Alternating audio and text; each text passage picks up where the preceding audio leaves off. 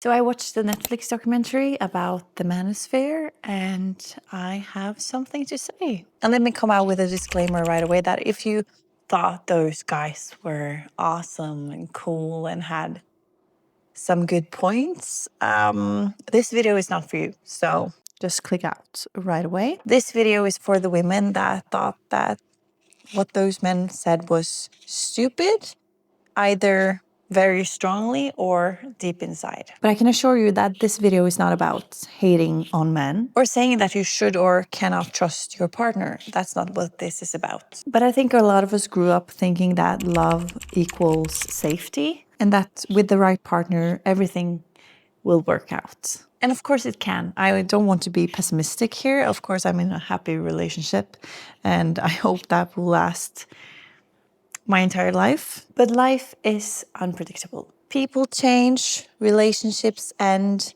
and situations also change. And if your entire stability is built on someone else, you are just one situation away from losing everything. So I think we need to talk more about the real cost of financial dependency, because it's not just about money, it's about power. When you depend on someone else financially, it's harder to say no. It's harder to set boundaries, to choose yourself, and to leave if you want to. And unfortunately, I think it's a common thing that we have witnessed someone we love or care about that has stayed in a relationship where they haven't been happy, where they tolerate things that they shouldn't, where they silence themselves and maybe become a shell of who they used to be. And as I saw in that documentary, there are obviously men that prefer women like that, women that truly needs them, that depends on them. And unfortunately, I don't think that is about anything else than control.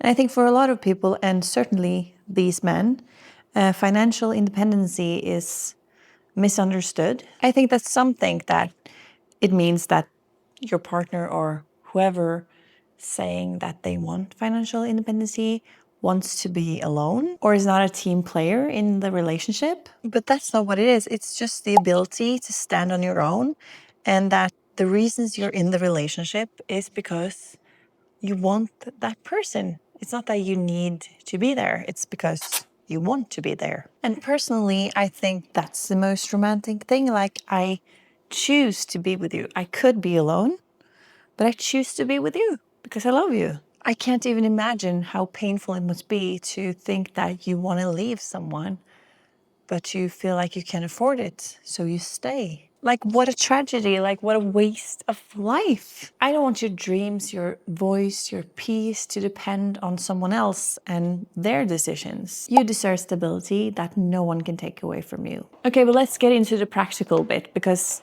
this is not just about your mindset, this is about taking action. Okay, so step one is to know your numbers. How much do you earn? How much do you spend? And what do you actually have right now? Because you can't take control over something that you don't understand or don't know. And something that helped me a lot in the beginning was to set up different sinking funds. And what I mean by that is have a good structure in your bank account. Like, I have far too many friends that only have the account where they get their money into, and then they only have a savings account. Like, they have two accounts, savings and spending. And I think you at least should have three. Like, you should have a personal buffer for emergencies, and that should not be your savings account. Your savings account should be saving for something fun. And I even think you should split it up even more. You can have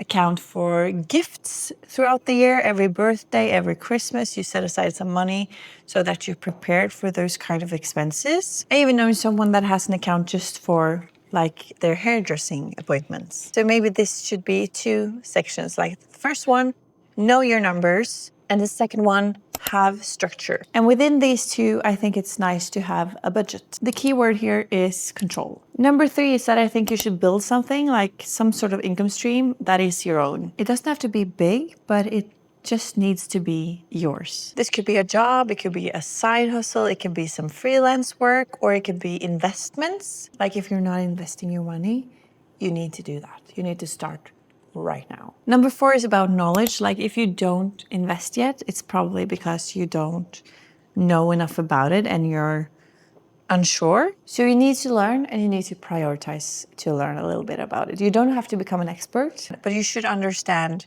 a little bit about saving, about debt, about investments, and about how money can grow. Knowledge will remove that fear. Okay, so if you take one thing from this video, let it be this. You deserve a life where you have choices. Where you can stay because you want to, not because you need to. Where you can leave and stand strong if something happens. Because if something changes radically in your life, it's hard enough to go through. Some changes are really painful. And if you have to stress about money and finances on top of that, I don't think that's healthy for anyone. I don't think you should let someone else own your security. That is something you can build for yourself. I think the healthiest relationships are built with two strong individuals and not like one being dependent on the other. And I know it can be overwhelming, but this is not about doing everything at once. It's about starting before it's too late, because every step, every small step that you take is a step towards